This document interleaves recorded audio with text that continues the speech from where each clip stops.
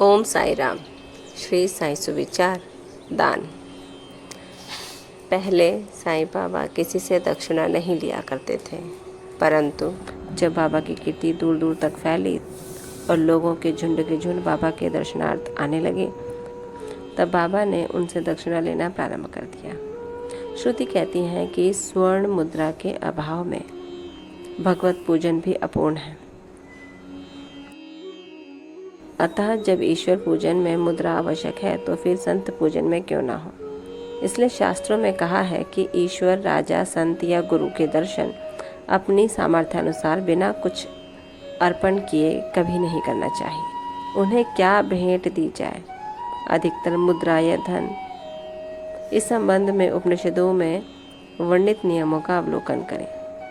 बृहदारण्यक उपनिषद में बताया गया है कि दक्ष प्रजापति ने देवता, मनुष्य और राक्षसों के सामने एक अक्षर द का उच्चारण किया।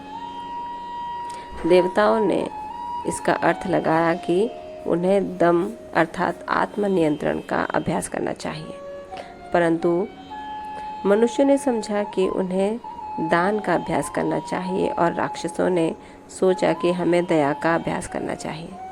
मनुष्यों को दान की सलाह दी गई। तैत्तिरीय उपनिषद में दान व अन्य सत्व गुणों को अभ्यास में लाने की बात कही गई है। दान के संबंध में लिखा है कि विश्वास पूर्वक दान करो, उसके बिना दान व्यर्थ है।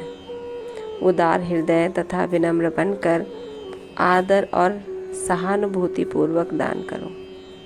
भक्तों को कांचन त्याग का पाठ पढ़ाने तथा उनकी आसक्ति दूर करने और चित्त शुद्ध कराने के लिए ही बाबा सबसे दक्षिणा लिया करते थे, परंतु उनकी एक विशेषता भी थी। बाबा कहा करते थे कि जो कुछ भी मैं स्वीकार करता हूँ, मुझे उसे 100 गुना से अधिक वापस करना पड़ता है। इसके अनेक प्रमाण हैं। ओम साई राम। अर्थात बाबा कहते हैं कि हमें ज़रूरतमंदों को अवश्य ही दान देना चाहिए और वो दान भावपूर्ण, विश्वासपूर्वक, सहानुभूति सहित तथा आदर सहित दिया जाना चाहिए। आसक्ति रहित होकर हमें दान करना चाहिए। बाबा हमें विश्वास दिलाते हैं कि यदि हम दान देंगे तो उसका 100 गुना बाबा हमें लौटाते हैं।